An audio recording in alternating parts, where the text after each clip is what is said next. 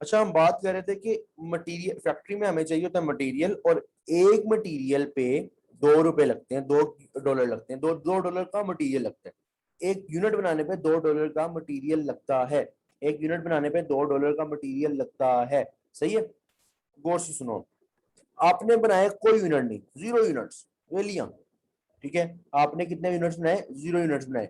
ठीक है, अब 0 यूनिट जब आपने बनाए तो आपको ऑब्वियसली बात है, 0 यूनिट्स बनाए, 0 × 2 टोटल कॉस्ट यानी कि 2, कॉस्ट पर यूनिट यानी कि 2।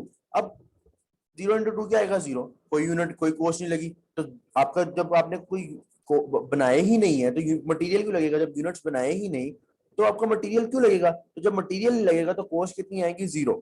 ठीक है, 100 पे आओ। जब आपने 100 यूनिट्स बनाए, जब आपने कितने यूनिट्स बनाए? अभी टोटल कॉस्ट के हिसाब से देखो, टोटल कॉस्ट के हिसाब से सबसे पहले देखो, फिर उसके बाद देखना उस लिहाज से। तो आपने कितने यूनिट्स बनाए? आपने बनाए 100 यूनिट्स। ठीक है, तो 100 × 2, 200 रुपए की कॉस्ट लग गई आपकी। 200 रुपए की कॉस्ट कब लगी? जब आपने 100 यूनिट्स बनाए। उसके बाद आपने बनाए 200 यूनिट्स। उसके बाद आपने बनाए 200 यूनिट्स। कितने यूनिट्स? 200 यूनिट्स। तो 200 × 2 कितने, कितना खर्चा आ गया आपका? 400 रुपए का मटीरियल का खर्चा। 200 यूनिट्स पे जो मटीरियल लगा वो 400 रुपए का लगा। ठीक है, उसके बाद 500 यूनिट्स बनाए, उस पर 1000 का आया। 1000 बनाए, 2000 का आया। देख रहे हो, जिस तरह जिस एक्टिविटी लेवल इंक्रीज हो रहा है उस तरह cost per, total cost increase होती चली जा रही है। ठीक है, लेकिन अब रूल देखते हैं। रूल का मतलब, पहला रूल तो ये है, हमने यहाँ पे पहला रूल देखने लगे हैं कि वेरिएबल कॉस्ट टोटल में वेरी होती है। वेरी मतलब कि चेंज होती है, चेंज बिल्कुल होती है। टोटल कॉस्ट चेंज होती है। ठीक है, अच्छा। हाँ फैसल, कोई क्वेश्चन पूछना है? अच्छा सर, ये आपने जो स्टार्ट में जब 0 यूनिट बने सर, 0 × 2 = 0 आपने लिखा है, और का पर यूनिट 2 लिखा है। ठीक है सर, ठीक है, मैं समझा गया बस। हाँ, कॉस्ट पर यूनिट भी चाहता हूँ मैं कि क्यों मैंने 2 लिखा, अभी तो वहाँ गया ही नहीं। पहले टोटल कॉस्ट देख लेना। जी अच्छा, सर, सही है। अच्छा ठीक देखो। है सर, वो हाँ, तो वेरिएबल कॉस्ट जो है टोटल में वेरी करती है, और किस तरह वेरी करती है?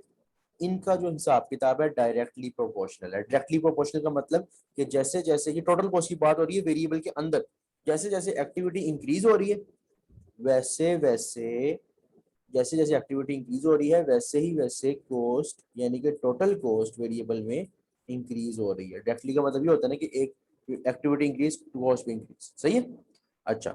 अब दूसरी साइड पे आओ, अब हम जा रहे हैं कॉस्ट पर यूनिट की तरफ। कॉस्ट पर यूनिट की तरफ जब हमने 0 यूनिट बनाए, देखो आप यूनिट 0 बनाओ, बनाओ या ना बनाओ, एक यूनिट पे जब भी आप बनाओगे, एक यूनिट जब भी आप बनाओगे तब तो 2 का ही खर्चा आएगा ना।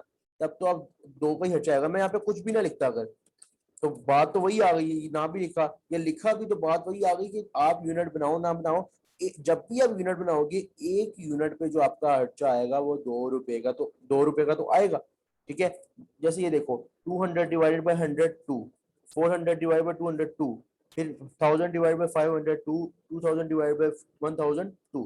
तो देखो जितने यूनिट ज्यादा होते जाएंगे वो टोटल कॉस्ट में तो इंक्रीमेंट आता रहेगा, टोटल कॉस्ट तो बढ़ेगी, लेकिन कॉस्ट पर यूनिट का ये हिसाब किताब है कि एक यूनिट पे हमेशा सेम को उतनी ही कॉस्ट लगेगी जो कॉस्ट पर यूनिट है। ठीक है, यानी कि वेरिएबल कॉस्ट के बारे में एक बात यहाँ पे हमने पक्की देख ली कि वेरिएबल कॉस्ट, सेकंड रूल है कि वेरिएबल कॉस्ट टोटल में हमने देखा था कि भाई वेरी करता है, लेकिन वेरिएबल कॉस्ट का कॉस्ट पर यूनिट में ये हिसाब है कि वो सेम होता है। Variable cost cost per unit के हिसाब से सेम होता है, और टोटल में चेंज करता है, डायरेक्टली प्रोपोर्शनल है। ठीक है, अच्छा। ये एक छोटी सी बात है, मैंने ना डेफिनेशन के अंदर एक बात लिखी थी आपको। फॉर एग्जांपल मैंने एक एमसीक्यू देखा था, कहीं किट में देखा था या कहीं देखा था, उन्होंने लिखा हुआ था व्हाट इज वेरिएबल कॉस्ट। क्या लिखा हुआ था? What is variable cost. Variable cost के बारे में उसने लिखा हुआ था cost that changes with the change in activity. एक ऑप्शन ये थी। दूसरी ऑप्शन ये थी cost that changes directly with the change in activity. सब कुछ पूरी डेफिनेशन यही थी। डायरेक्टली एक में निकाला हुआ था और एक में डाला हुआ था। एक में डायरेक्टली नहीं लिखा हुआ था, एक में डायरेक्टली लिखा हुआ था। तो यार ये डायरेक्टली को मैंने हाईलाइट भी किया हुआ है और बड़ा करके भी लिखा हुआ है, कोई ना कोई वजह तो होगी कि मैंने डायरेक्टली को लिखा है। डायरेक्टली का मतलब समझो। डायरेक्टली का मतलब ये है कि ये मैंने मतलब लिखा हुआ है कि जितनी परसेंटेज चेंज आएगा एक्टिविटी में, सेम उतना परसेंटेज टोटल कॉस्ट में चेंज आएगा, जितना परसेंटेज चेंज आएगा एक्टिविटी लेवल में उतना ही परसेंट चेंज आएगा टोटल कॉस्ट में। जैसे ये यहाँ पे एक छोटी सी एग्जांपल देख लो, 100 से मैं 200 पे गया, यानी कि मैंने ये डबल हो गया। डबल का मतलब ये है कि 100% से इंक्रीज किया ना, तो डबल हो गया। तो यहाँ टोटल कॉस्ट में देखो जरा, जैसे वहां पे डबल हुआ है, ये देखो ये कहाँ पे चला गया, 200 से 400, ये भी डबल हो गया। तो जितने परसेंटेज से एक्टिविटी इंक्रीज कर रही है उतने ही परसेंटेज से टोटल कॉस्ट इंक्रीज करेगी। इस चीज को बोलते हैं कि ये डायरेक्टली चेंज होता है। अगर यहाँ पे वो डबल हो रहा होता लेकिन ये डबल ना हो रहा होता, फिर ये डायरेक्टली ना रहता। डायरेक्टली चेंजेस का मतलब ये कि डायरेक्टली फर्क पड़ रहा है, जितने परसेंटेज से यूनिट्स बढ़ रहे हैं उतने परसेंटेज से टोटल कॉस्ट भी बढ़ रही है। वो मैंने लिखा है, जैसे एग्जांपल, अगर 100% वो बढ़ रहे तो 100% कॉस्ट भी बढ़ रही है। ये वेरिएबल की खासियत है। अगर हाली डायरेक्टली के बगैर डेफिनेशन होगी तो गलत हो जाएगी डेफिनेशन, सही है। अच्छा, इसके बाद आओ इसके ग्राफ्स पर। ग्राफ्स देखो जरा, ग्राफ्स का क्या हिसाब किताब है। ग्राफ्स का हिसाब किताब सुनो, क्या सीन है कि जो टोटल कॉस्ट है, टोटल कॉस्ट का ग्राफ पहले पढ़ा रहा हूँ, टोटल कॉस्ट का ग्राफ पढ़ा रहा हूँ। ये स्ट्रेट लाइन है और एक ये टोटल कॉस्ट, इस साइड पे टोटल कॉस्ट है, इस साइड पे यूनिट्स है। अब अगर आप देखो ना, हिसाब किताब लगाओ, तो जब 200 कॉस्ट थी तो 400 रुपया यहाँ पे कहीं पे आया था। जब 400 हुई, जैसे जैसे कॉस्ट इंक्रीज हो रही है वैसे वैसे उसी डायरेक्टली प्रोपोर्शनल में जैसे जैसे यूनिट्स इंक्रीज हो रहे हैं वैसे वैसे कॉस्ट भी इंक्रीज होती चली जा रही है। जैसे जैसे यूनिट्स इंक्रीज हो रहे हैं वैसे वैसे कॉस्ट भी इंक्रीज होती चली जा रही है। जो जिसकी ये हमें सामने नजर आ रही है शेप, कि ये यहाँ से यूनिट्स इंक्रीज हुए, यहाँ से कॉस्ट इंक्रीज हो गई। यूनिट्स मजीद इंक्रीज हुए, कॉस्ट मजीद इंक्रीज हो गई, या यूनिट्स मजीद इंक्रीज हुए, कॉस्ट मजीद इंक्रीज हो गई। इस तरह का ग्राफ बनता है वेरिएबल कॉस्ट का, कि जिस वक्त वो डायरेक्टली चेंज हो रहा होता है। जब डायरेक्टली चेंज होता है तो हमेशा आपका ग्राफ इस तरह बनता है, और डायरेक्टली प्रोपोर्शनल के हिसाब से ऊपर की तरफ स्ट्रेट लाइन। इसे बोलते हैं लीनियर ग्राफ।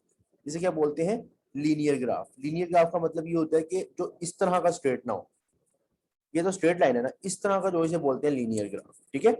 और ये किसका ग्राफ है, वेरिएबल के टोटल का। तो कहीं पे भी वेरिएबल के टोटल के ग्राफ की बात है, हमेशा इस तरह की लाइन होगी। किस तरह की, इस तरह की लाइन, इस तरह, ठीक है, जिस तरह बनी हुई है। और कॉस्ट पर यूनिट के अंदर देखा जाए तो भाई ये मतलब चीज ये है कि सब में सेम है। आपने जितने भी यूनिट्स बनाए, कॉस्ट पर यूनिट ने 2 ही रहना है, कॉस्ट पर यूनिट ने 2 ही रहना है। तो यानी कि हमें पता चला कि वेरिएबल के टोटल में तो लीनियर ग्राफ है, जबकि वेरिएबल के कॉस्ट पर यूनिट में स्ट्रेट लाइन होगी, हमेशा स्ट्रेट लाइन होगी हमेशा, ठीक है। तो ये सीन है वेरिएबल कॉस्ट का।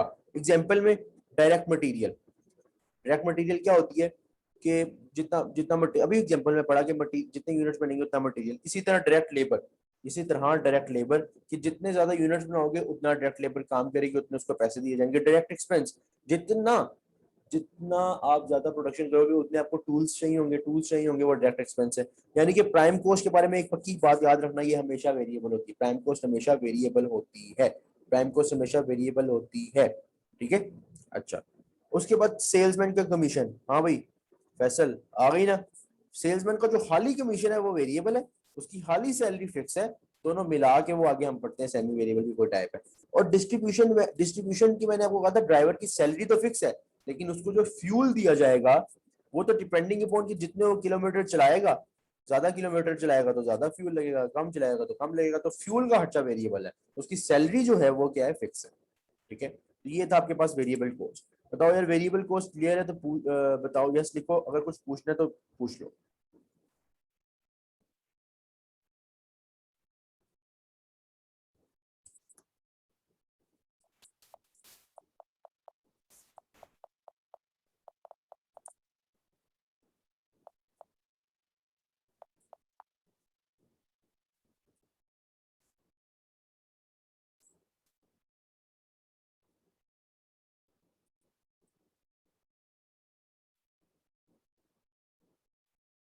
गुड है। अब देखो यार, now we are going towards next cost, जिसका नाम है सेमी वेरिएबल कॉस्ट। जिसका क्या नाम है, semi variable cost. Semi variable cost कोई बड़ी बला नहीं है, छोटी सी बात है कि यार ऐसी कुछ कॉस्ट होती है जिसके अंदर ना दोनों कंपोनेंट होते हैं, फिक्स का भी वेरिएबल का भी। ऐसी कुछ कॉस्ट होती हैं जिसके अंदर दोनों ही कंपोनेंट होते हैं, फिक्स के भी और वेरिएबल के भी। जिस तरह देखो, हाँ, जिस तरह एक एग्जांपल सुनो। कि आपके पास आता है टेलीफोन बिल, इधर आओ इस तरफ आओ, आपका आ गया टेलीफोन बिल, आपने टेलीफोन बिल देखा, आपका बिल था 1500, ठीक है, इतना तो आपने 1500, लेकिन आपने जब घर का भी, अगर आप टेलीफोन बिल पुराने, हमारे जब छोटे होते थे तो टेलीफोन बिल आया करते थे, अब तो टेलीफोन होते ही नहीं, वो पीटीसीएल, तो मतलब वो जो क्या कहते हैं फोन, पीटीसीएल वैसे तो चल रहा है, तो बहुत ही अच्छा चल रहा है माशाल्लाह से। अच्छा, तो 1500 जो है आपको बिल आया, आपने देखा कि उसके अंदर ना बिल के ऊपर लिखा हुआ है लाइन चार्जेस 500 और कॉल्स चार्जेस 1000, यानी कि 500 आपसे चार्ज किया गया है लाइन चार्जेस, जो कि हर महीने 500 फिक्स किया जाएगा, आप कोई कॉल करो या ना करो, उनको कोई फर्क नहीं पड़ता। लाइन चार्जेस, आपकी लाइन आ रही है, आपके साथ कनेक्शन है, कनेक्शन के चार्जेस वो क्या है, फिक्स है।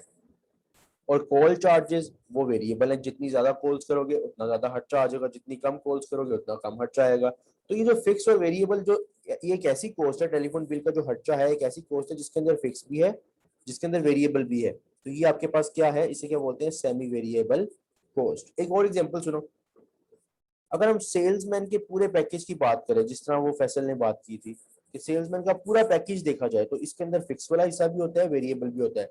तो कोई पूछे कि सेल्समैन का पूरा पैकेज क्या है, तो वो सेमी वेरिएबल कॉस्ट है। तो ऐसी कॉस्ट जिसके अंदर दोनों कंपोनेंट हो उसे बोलते हैं सेमी वेरिएबल कॉस्ट, या फिर प्यार से सेमी फिक्स कॉस्ट, या मजीद प्यार आ रहा हो तो फिर मिक्स्ड कॉस्ट। ये तीनों मैंने नाम लिखे हुए, ठीक है। cost that contains the element of both fixed and variable cost, ऐसी cost जिसके अंदर दोनों के कंपोनेंट शामिल होते हैं, ठीक है। अब जनाब आगे वो क्या कह रहा है कि telephone bill is equal to, मैंने यहाँ पे एक एग्जांपल लिखी है कि टेलीफोन बिल है तो उसके अंदर लाइन रेंट भी है और बिल्स यानी कि चार्जेस जो है कॉल्स के चार्जेस भी है, जो बिल आ रहा है नंबर ऑफ कॉल्स के मुताबिक। अब फॉर एग्जांपल जो आपका जो भी हिसाब किताब है उसके हिसाब से आपका जो बिल आता है वो इस तरह आता है कि 500 आपके लाइन रेंट तो पक्के हैं जो बिल आता है, और एक कॉल के पीछे 10 रुपीज चार्ज होते हैं, मतलब एक कॉल आप करोगे तो 10 रुपीज आपको चार्ज होंगे। अब मैं क्या करने लगा हूँ, वही टोटल कॉस्ट और कॉस्ट पर यूनिट के हिसाब से देखने लगा। पहले हम टोटल कॉस्ट के हिसाब से देखेंगे, फिर हम कॉस्ट पर यूनिट की तरफ जाएंगे। अगर हम बात करें ना टोटल कॉस्ट की, तो टोटल कॉस्ट का ये हिसाब किताब है कि जब आपने कोई यूनिट नहीं, कोई कॉल नहीं की, अभी एक्टिविटी लेवल कॉल्स है, इस बार अभी यूनिट्स नहीं है। एग्जाम्पल इस तरह की ना, एग्जाम्पल इस टाइप की है कि कॉल्स होंगी,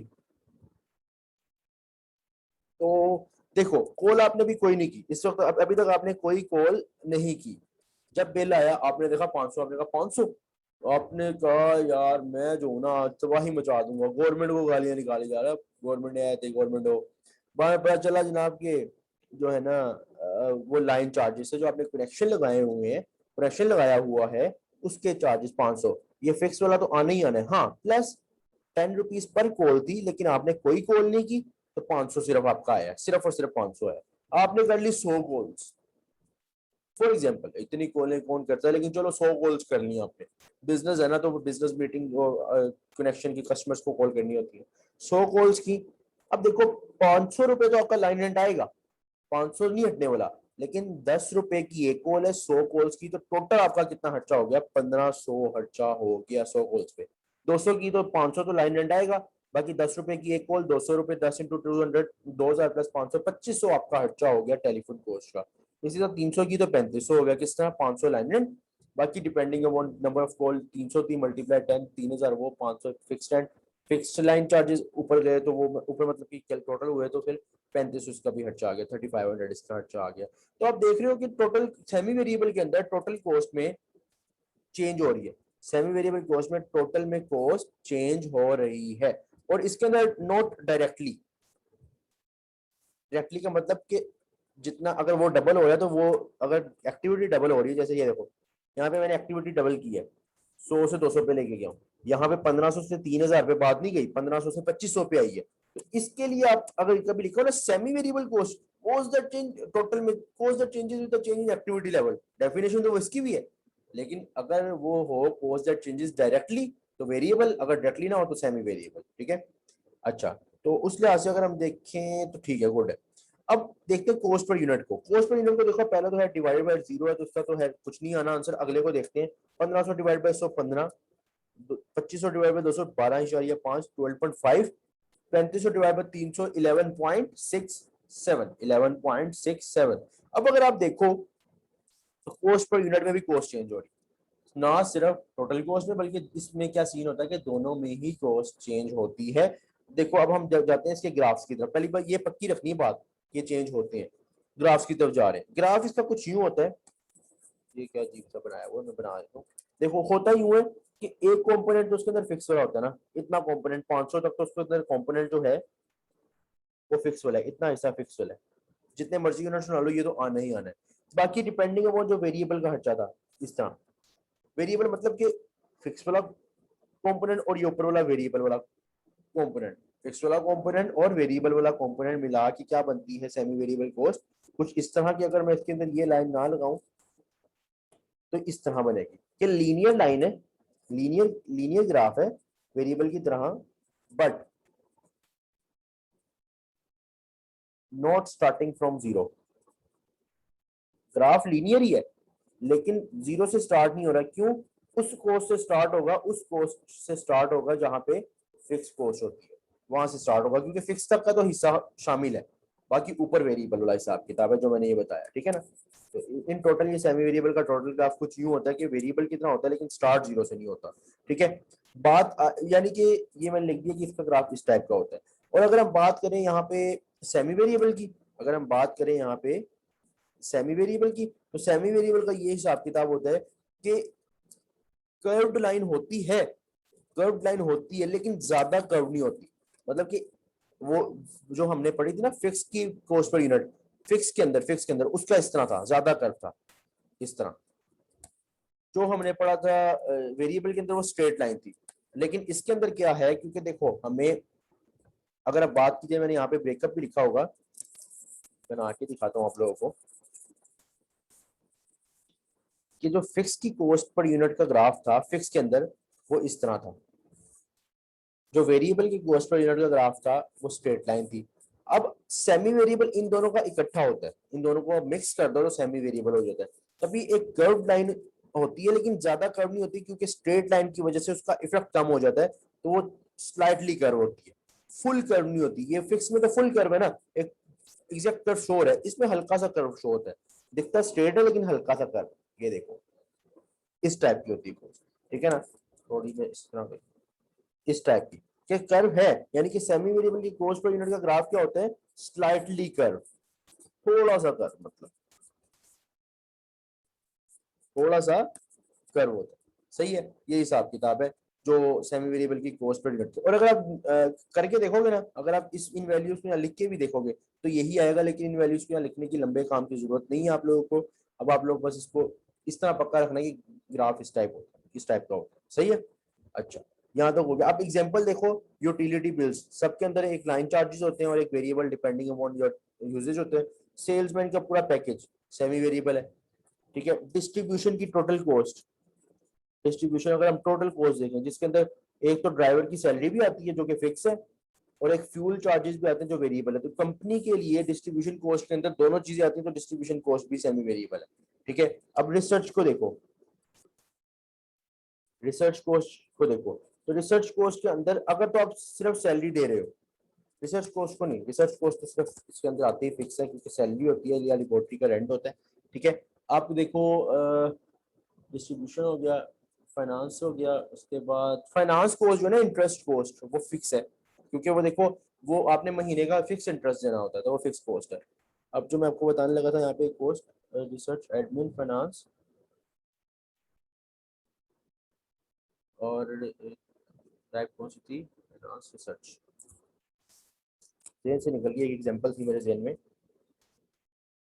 यार याद आती है तो बताता हूँ यार। देखो अब यानी कि ऐसी कोस्ट जिसके अंदर फिक्स वाला हिस्सा भी है और क्या कहते हैं वेरिएबल वाला हिस्सा भी है, वो हिस्सा क्या है आपके पास, वो कोस्ट क्या आपके पास, कोस्ट सेमी वेरिएबल कोस्ट। अच्छा नहीं उस्मान, सेम नहीं होते, सेम नहीं होते। वो स्लाइटली कर्व होता है, ठीक है। उस्मान ने पूछा था अभी कि दोनों सेम होते हैं, सेम नहीं होते, वो स्लाइटली कर्व होता है और वो फुल कर्व होता है। ज्यादा कर्व होगा तो फिक्स है, अगर स्लाइटली कर्व होगा। अच्छा एक बात यहाँ पे एक और बतानी है मैंने आपको, छोटा सा पॉइंट बताने, हमने पढ़ी थी, हमने पढ़ा कि फिक्स कॉस्ट टोटल में इस तरह का ग्राफ होता है, स्ट्रेट, ऐसा ही है। और हमने पढ़ा variable cost, cost per unit में इस तरह का ग्राफ होता है, स्ट्रेट। अब पेपर में ग्राफ आ गया और उसने पूछा किसका ग्राफ है, और नीचे उसने लिख दिया fix cost, variable cost, semi variable cost और स्टेप फिक्स, और ये एक ग्राफ दिया हुआ है, ठीक है, उसने ये ग्राफ दिया हुआ है इस तरह। और उसने पूछा कि मुझे बताओ कि इसमें से किसका ग्राफ है। अब आप तो सोच में पड़ जाओगे कि फिक्स कॉस्ट में टोटल के हिसाब से तो ये होता है, वेरिएबल के कॉस्ट के हिसाब से ये होता है। तो याद रखना, उसने ना एक ट्रिक यहाँ पे क्या लगाता है, उसने यहाँ पे छोटा सा लिखा होता है टोटल कॉस्ट। अगर उसने स्ट्रेट लाइन वाला ग्राफ बनाया है, अगर उसने स्ट्रेट लाइन वाला ग्राफ बनाया है और यहाँ पे टोटल कॉस्ट लिखा है, तो आपको पता चल जाना चाहिए कि वो टोटल कॉस्ट के हिसाब से पूछ रहा है। अगर वो टोटल कॉस्ट के हिसाब से पूछ रहा है तो फिक्स कॉस्ट आंसर है, ठीक है। लेकिन फॉर एग्जांपल अगर उसने यहाँ पे लिखा हुआ, छोटा सा लिखा होगा, देखोगे ना क्वेश्चन दिखाऊंगा किट में, कॉस्ट पर यूनिट। अब बच्चे क्या करते हैं, वो ग्राफ देख लेते हैं, इस पे नोटिस ही नहीं करते जो साइड पे लिखा होता है। अगर कॉस्ट पर यूनिट के हिसाब से अगर ये वाला ग्राफ पूछा जाए तो वो वेरिएबल कॉस्ट का ग्राफ है, क्योंकि कॉस्ट पर यूनिट के हिसाब से वेरिएबल स्ट्रेट होता है और टोटल कॉस्ट के हिसाब से फिक्स कॉस्ट का जो ग्राफ है वो स्ट्रेट होता है। तो ये हिसाब किताब रखना है, एमसीक्यू में भी आएगा, एक करवाऊंगा वहां पे। यहाँ तक क्लियर है तो यस लिखो, सेमी वेरिएबल कॉस्ट यहाँ तक क्लियर है तो यस लिखो।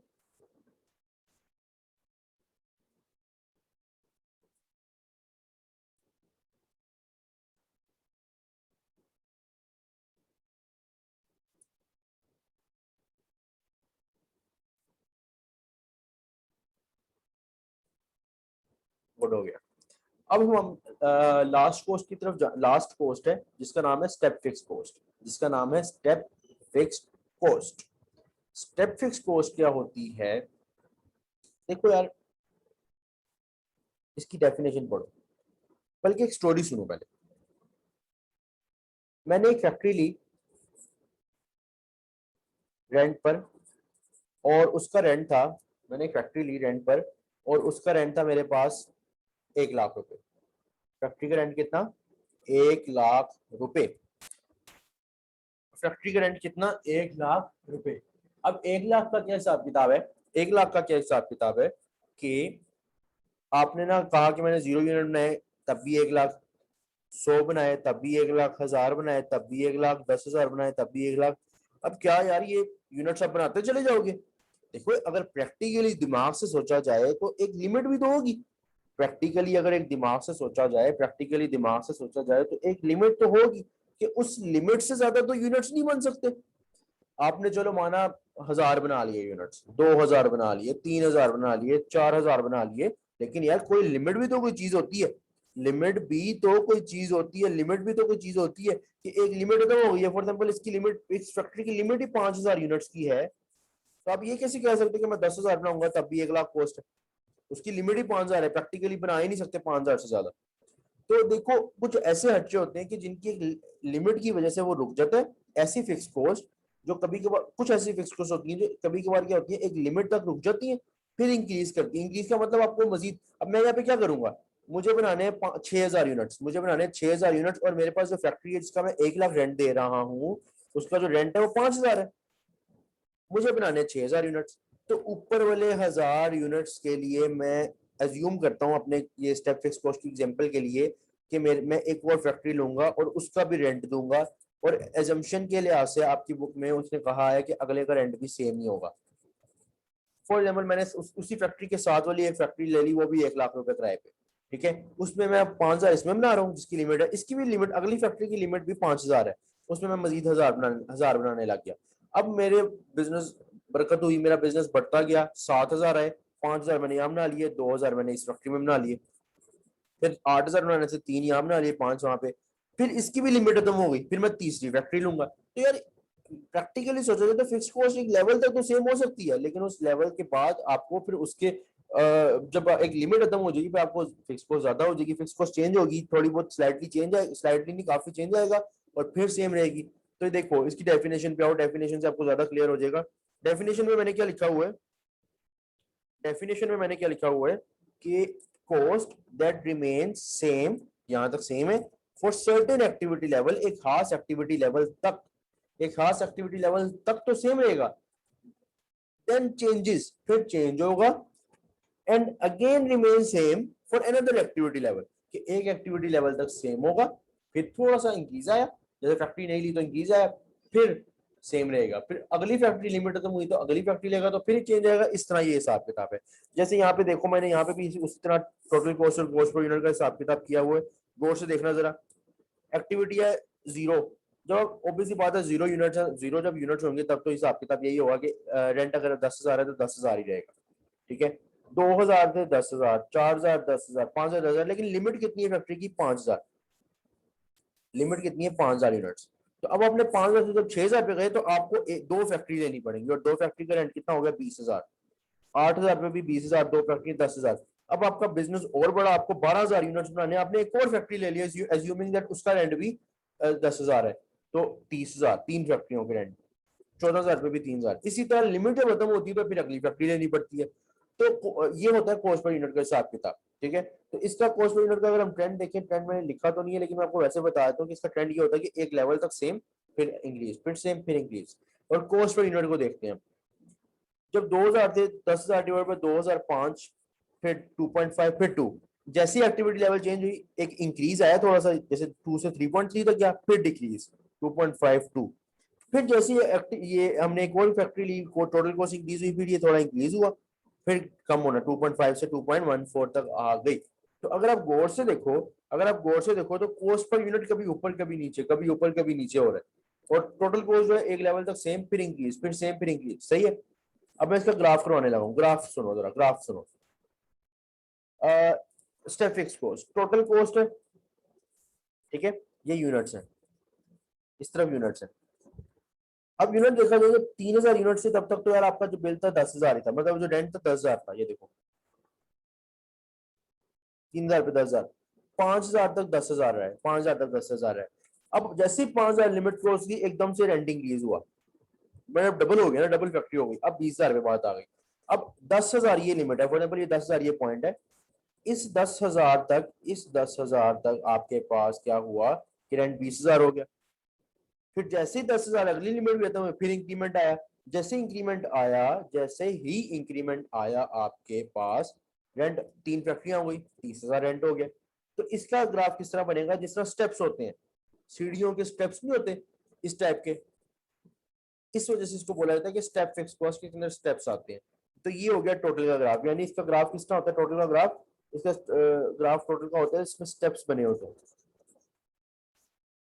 और अगर कॉस्ट पर यूनिट की बात की जाए, तो अभी मैंने कॉस्ट पर यूनिट की बात की कि यार ये ना कम होता होता होता तो जैसे ही फिक्स टोटल कॉस्ट में इंक्रीज आता है, ये भी इंक्रीज होता है, फिर कम होता होता होता जैसे ही टोटल कॉस्ट में इंक्रीज आता है, ये भी इंक्रीज होता है। तो इसका ग्राफ कुछ इस तरह बनता है कि आपके पास ना ये एक लेवल पे होता है, जैसे यूनिट बड़े कम होता होता होता कम हुआ, एकदम से जैसे आपने नई फैक्ट्री ली, टोटल कॉस्ट में इंक्रीज आया, थोड़ा ज्यादा हो गया, फिर कम होता होता होता ऐसे हो गया, फिर इस तरह। तो इस टाइप का ग्राफ जो मैंने बनाया है यहाँ पे, ये किसका ग्राफ है? आपके पास सेमी वेरिएबल के अंदर कॉस्ट पर यूनिट का ग्राफ है, ठीक है, सेमी वेरिएबल के अंदर कॉस्ट पर यूनिट का ग्राफ है, सही है। ये हिसाब किताब है, इसकी मैंने एग्जांपल्स नहीं लिखी, एग्जांपल सुनो। इसकी एग्जांपल में सबसे पहली एग्जांपल रेंट, कि रेंट के अंदर लिमिट होती है, फैक्ट्री का जो रेंट होता है इसके अंदर लिमिट अगर खत्म हो जाए फिर आपको नहीं लेनी पड़ती है। इसके बाद सुपरवाइजर की, अगर आप वैसे फैक्ट्री के अंदर सुपरवाइजर है, उसकी आप सैलरी वैसी दे रहे हो उसको 10,000 रुपए, वैसे तो फिक्स है, लेकिन सुपरवाइजर के अंडर ना बंदे काम कर रहे होते हैं। अब सुपरवाइजर के अंदर ना जो बंदे काम कर रहे होते हैं उनकी एक लिमिट होती है, यानी कि एक सुपरवाइजर 50 बंदों को देख सकता है। अब फॉर एग्जाम्पल फैक्ट्री में काम ही 100 बंदे कर रहे हैं, तो दो दो सुपरवाइजर रखने पड़ेंगे, दो को सैलरी देनी पड़ेगी, बंदे एम्प्लॉई हो गए 110, तो पहले 50 के लिए पहला सुपरवाइजर, दूसरे 50 के लिए दूसरा, और ऊपर वाले जो 10 है, पहले 50 के लिए पहला, दूसरे 50 के लिए दूसरा, ऊपर वाले जो आखिरी 10 है उनके लिए फिर नया सुपरवाइजर लाना पड़ेगा, तो नई सैलरी, नई फिक्स कॉस्ट, ठीक है। तो इस तरह के जितने भी अच्छे, ये दोनों मशहूर एग्जांपल जो आप देखोगे अपने एग्जांपल्स में, किट में भी और पेपर में भी अगर आएगा ये, तो इस तरह की जो कॉस्ट होती है इससे क्या बोलते हैं? Semi variable cost, semi variable step fix cost, ठीक है, सॉरी, स्टेप फिक्स कॉस्ट। तो स्टेप फिक्स कॉस्ट क्या होती है कि जो इंक्रीज हो एक लेवल के बाद जाकर। ये एग्जांपल मुझे बताओ, यहाँ तक क्लियर है तो यस लिखो। यहाँ तक सबको क्लियर है तो यस लिखो।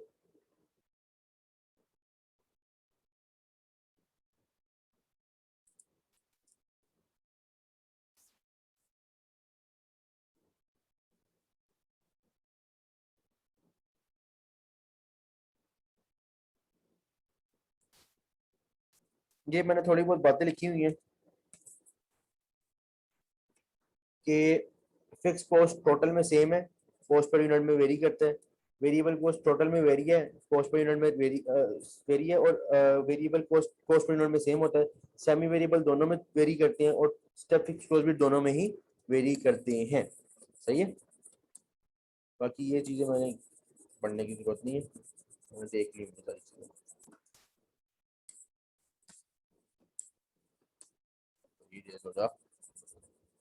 जहाँ तक कोई क्वेश्चन है तो पूछ लो यार।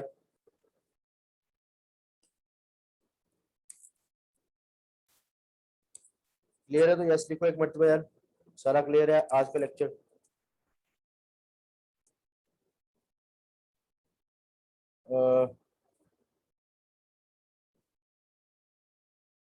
हाँ, वेरिएबल कॉस्ट की एग्जांपल दिखा दूं?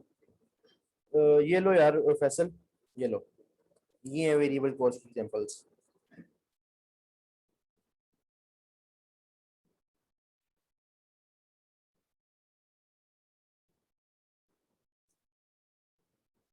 अगर ऑप्शन में सेमी वेरिएबल और मिक्स दोनों है तो ऐसा हो ही नहीं सकता ऐसा, ऐसा पॉसिबल ही नहीं है, वो दोनों एक ही तो कॉस्ट है। ठीक है, एक ही कॉस्ट है, बिल्कुल एक कॉस्ट है।